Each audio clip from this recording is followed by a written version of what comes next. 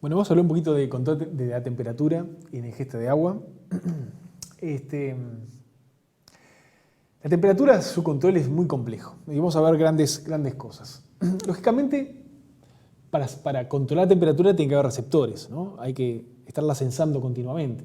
Ustedes conocen los receptores periféricos, por ejemplo, los receptores de piel, ¿no? Hay para el frío, para el calor. Toda esa información llega al hipotálamo. Pero a su vez, en el hipotálamo hay termorreceptores centrales. Es decir, hay neuronas que son extremadamente sensibles a los cambios de temperatura. A su vez hay un punto de control que está localizado también en el hipotálamo, en la región preóptica, igual que los termorreceptores centrales, ¿no? Que no está bien claro qué es, pero habría una red neural a ese nivel que de alguna forma diría al resto del sistema cuál es la temperatura a la que hay que mantenerse, ¿no? 36,5 o 37 grados. Y lógicamente el hipotálamo siempre pone en juego, para hacer un control homeostático, los efectores. Los efectores que siempre es por 3 canales, el endocrino, autonómico y conductual, en este caso para regular la temperatura corporal. Hay dos grandes regiones, como veníamos diciendo. Una es el área preóptica y otra es una región posterior. Algunos se llamaban centros, ¿no? Para ganar calor, para perder calor. Ahora, esto es relativamente más complejo, ¿no? Hay redes neurales muy intrincadas. Pero bueno, la zona anterior bien importante es la región preóptica y la región posterior, entre otras, es el núcleo dorsomedial. Se sabe cuando se estimula eléctricamente, en forma experimental, en animales de experimentación, la zona anterior, ese animal baja la temperatura. O sea que esta zona sería bien importante para perder el calor. En cambio, las zonas más posteriores, entre ellos el núcleo dorsomedial, serían más importantes para ganar calor. Si se estimula eléctricamente la zona posterior, el animal pone en juego mecanismos para aumentar su temperatura corporal. Por otro lado, cuando hay una lesión a estos niveles, ocurre lo opuesto. Por ejemplo, una lesión en el hipotálamo anterior genera una hipertermia, ¿sí? Y lo opuesto cuando son lesiones más posteriores. O sea que el hipotálamo anterior, bien importante para perder calor, y lo opuesto, el hipotálamo posterior. Y vamos a referirnos sobre todo a esta región, que es bien importante porque está el set point, o sea, el punto de control, están los termorreceptores centrales, y vamos a verlo un poquito con más detalle. Y vamos a ver un experimento muy interesante realizado en gatos anestesiados, en que se registra el área preóptica. Lo que se registra es un ejemplo de una neurona registrada en forma extracelular, que se muestra acá, ¿no? Y se la registra frente a cambio de temperatura. Cambio de temperatura que se realizan calentando el mismo hipotálamo mediante un termodo. A su vez se registra la frecuencia respiratoria. Es interesante que estos animales, una forma que tienen para regular la temperatura, es decir, para perder calor, es jadear, es decir, aumentar la frecuencia respiratoria. Fíjense qué interesante que cuando se calienta el hipotálamo, o sea, de acá hacia abajo se va calentando el hipotálamo, aumentando la temperatura, esta neurona, que es sensible al calor, ¿tá? Y es un termorreceptor central, aumenta la frecuencia de descarga. Fíjense, cuando se pasa a 38, 38,9, la frecuencia de descarga aumenta, ¿tá? Se calienta más, aumenta más. Y va lentamente aumentando la frecuencia respiratoria. Estas gráficas muestran esto, o sea, se grafica estos resultados. Acá lo que se muestra es en este eje los minutos. Acá se muestra que entre este tiempo y este tiempo se calienta el hipotálamo, ¿tá? Y se ve la temperatura hipotalámica como aumenta, se deja calentar y disminuye. Al mismo tiempo, se grafica acá la frecuencia de descarga neuronal y la frecuencia respiratoria. Entonces, ¿qué se ve? Cuando se va calentando el hipotálamo, va aumentando la frecuencia de descarga de esta neurona, ¿tá? Claramente.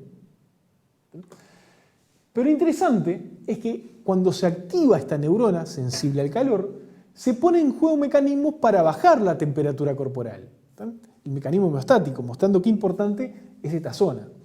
Aumenta la temperatura, ¿tá? Y relacionado con esa, con un pequeño delay, va aumentando la frecuencia respiratoria lentamente, ¿tá? Para de alguna forma volver a bajar la temperatura, ¿no? Después, cuando se deja calentar, se aumenta mucho la frecuencia respiratoria y claramente la temperatura hipotalámica baja. También en esta zona y las zonas posteriores hay neuronas sensibles al frío, ¿no? Importante para generar el control opuesto. Otro ejemplo, ahora otro ejemplo de control comportamental, bien interesante. Esto es un esquema de un experimento en que se le enseña, en este caso, a una rata de laboratorio, mediante condicionamiento operante, que si aprieta una palanquita le sale un chorro de aire frío. La rata aprende eso rápidamente y miren lo que pasa cuando se calienta la temperatura ambiente. Acá se muestra la frecuencia que el animal aprieta la palanca, es decir, de que él mismo aplica un mecanismo para bajar la temperatura ambiente. Y cuando se calienta el ambiente, el animal aumenta la frecuencia en que aprieta la palanca, o sea que trata él de aumentar la cantidad de frío que entra al ambiente. Se calienta un poquito más, el animal aprieta más la palanca para, de alguna forma, regular su temperatura corporal. Es interesante que también, además de calentar el ambiente, lo que se hace, mediante de vuelta un termómetro hipotalámico, se calienta directamente el hipotálamo. Entonces se calienta el hipotálamo en un momento que ya está caliente el ambiente y el animal siente más calor y aprieta más la palanca, ¿tá? Para compensar ese aumento del calor que siente, que uno piensa que siente, ¿no? Pero es interesante, más interesante todavía, esta parte de acá. Acá se enfría el hipotálamo. Se enfría el hipotálamo, pero se mantiene la temperatura ambiente alta.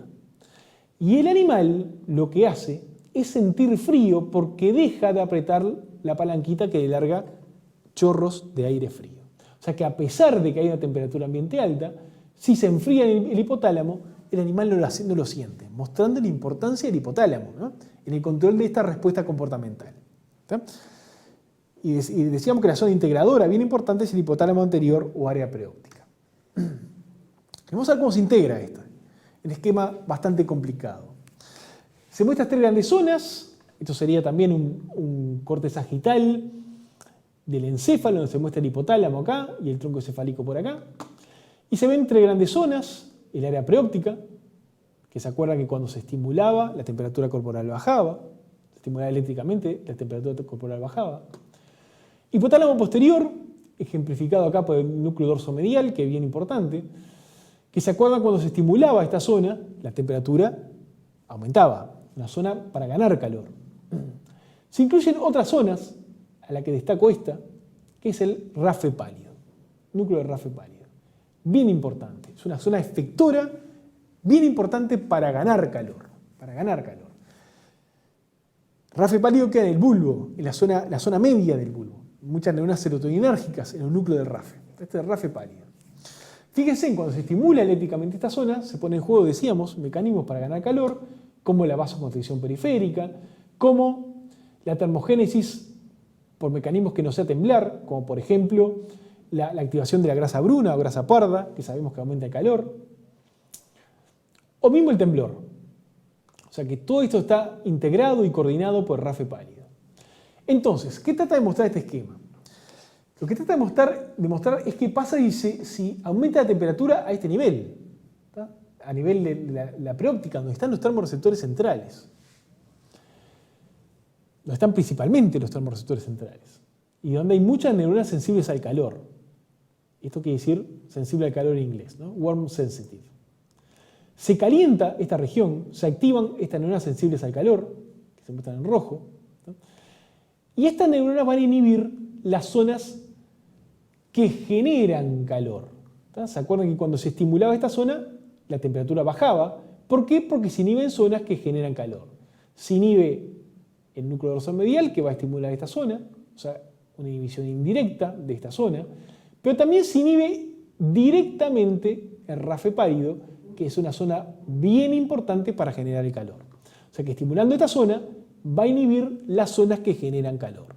A su vez, la activación de esta zona va a poner en juego mecanismos en forma, indirecta, ¿tá? Pero no a través de las zonas que ganan calor. ¿Tá?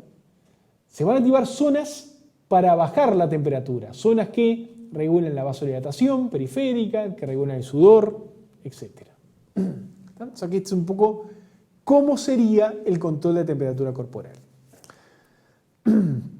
Otro punto importante es el concepto de fiebre, ¿no? Frente a una infección sabemos que hay fiebre, eso se genera por varios mecanismos, hay citoquinas que se liberan. La cuestión es que distintas citoquinas van a hacer que a nivel del área preóptica se liberen sustancias, entre ellas, y bien importante, la prostaglandina E2.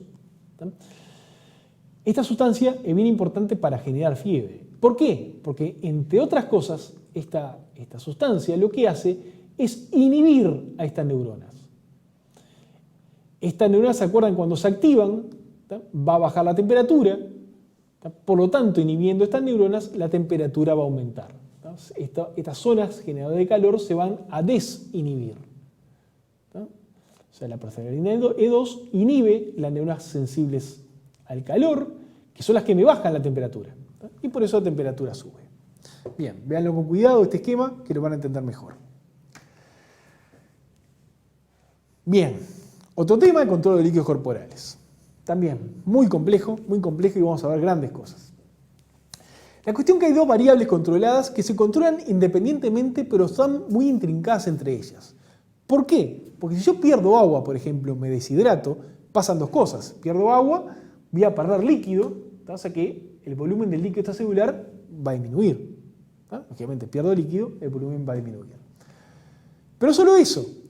Si baja el volumen, si baja el líquido, baja el solvente, los solutos se van a concentrar. Por lo tanto, va a aumentar la osmolaridad plasmática. Esas cosas se dan en forma muy intrincada. O sea que si pierdo agua, va a bajar el volumen, pero va a aumentar la osmolaridad. De vuelta, es una pérdida de líquido, genera esto que decíamos. Entonces, ¿cuál es la estrategia que tiene el sistema? La estrategia homeostática, la estrategia para conservar la homeostasis, para mantener el medio constante. Si pierdo agua, ¿qué tengo que hacer? ¿Qué tiene que hacer el sistema? Primero, conservar el agua que tengo, conservar los líquidos. Y a su vez, tratar de ingerir nuevos líquidos. Y vamos a ver de una forma cómo esto se haría, o a un pantallazo de cómo esto se haría. Acá también es bien importante el hipotálamo anterior, la región preóptica. ¿Por qué? Por varias cosas. Primero, hay hormoreceptores centrales, que están ubicadas en el órgano vasculoso de la lámina terminalis y zonas relacionadas. Bien, y acá es un ejemplo. Fíjense, esta neurona, que se registra en forma extracelular, el hipotálamo anterior, es muy sensible a los cambios de osmolaridad. Fíjense, acá aumenta un poquito la osmolaridad y aumenta la frecuencia de descarga de esta neurona. Si la osmolaridad baja, la frecuencia de descarga disminuye. O sea que habría osmoreceptores centrales en el hipotálamo anterior. A su vez, el hipotálamo anterior es crítico en controlar la sensación de sed, en desencadenar la sensación de sed. No es que el hipotálamo anterior esté en las zonas en que uno siente sed, pero si no, es importante para desencadenarla. Si no, el sentir, la conciencia de la sed está a nivel cortical. Pero el hipotálamo es importante para regular eso. Y bien interesante este experimento, en ovejas. Se registran las ovejas durante muchísimos días, 120 días. ¿Y qué se registra? Se registra la cantidad de agua que toman por día, se registra lo que comen, y se registra el plasma, la concentración de sodio en el plasma. ¿Y qué se hace? Después de unos días, que se registra esto en forma basal, se hace una lesión del hipotálamo anterior, que incluye la región preóptica. ¿Qué es lo que ocurre? Fíjense qué interesante. El animal no siente más sed, de alguna forma. No piensa que no siente más sed porque el animal no consume más agua. A pesar de que se puede mover, puede comer, lo que sea, pero no consume más agua. La ingesta normal, lógicamente el agua se le aporta en forma indirecta, o sea, se le aporta exógenamente, pero el animal por sí mismo no toma más agua. Y fíjense en el gran lío que hay a nivel de la concentración de sodio, ¿no? a nivel osmolar. Pero bien importante esto, ¿no? El animal deja de tomar agua hasta que el hipotálamo anterior es crítico para de alguna forma generar esa sensación de sed. Entonces, vamos a ver un esquema, ¿qué pasaría con todo esto? ¿Cómo se integraría todo esto? Otra vez el mismo ejemplo, pierdo agua, me deshidrato. Si me deshidrato, aumenta la osmolaridad plasmática. Si aumenta la osmolaridad plasmática, se van a activar los hormoreceptores centrales, que están en el órgano vasculoso de la lámina terminalis, que se muestra por acá. Esto trabaja en conjunto, juntamente con el núcleo mediano del área preóptica, y a través de otras áreas, como el hipotálamo lateral, van a salir fibras, va a salir información, va a salir órdenes hacia el tálamo y la corteza relacionadas con la sensación de sed. Acuérdense que si se lesiona esta parte, el animal deja de sentir sed. Otra cosa bien importante, el conservar líquidos. ¿Se acuerda que el hipotálamo, a través del núcleo paraventricular y el núcleo supraóptico, por el sistema magnocelular, va a controlar la liberación de hormona antidiurética, la ADH. O sea que si aumenta la osmolaridad, va a aumentar la liberación de ADH, que disminuye la diuresis. O sea, no me deja perder líquido por la orina. O sea que va a disminuir el volumen de orina para conservar líquidos. Y a su vez se van a poner en juego distintos mecanismos, ¿no? Para regular la actividad motora en relación a lo que es la ingesta de agua. ¿No? Ese sería un poquito el esquema integrador, hablando solo de la osmolaridad, porque también está toda la parte del control del volumen. Y hay mecanorreceptores importantes que controlan el volumen, que también se integran a nivel del hipotálamo. Bien. Entonces, les dejo acá unos conceptos que son importantes que ustedes repasen y recuerden. Gracias.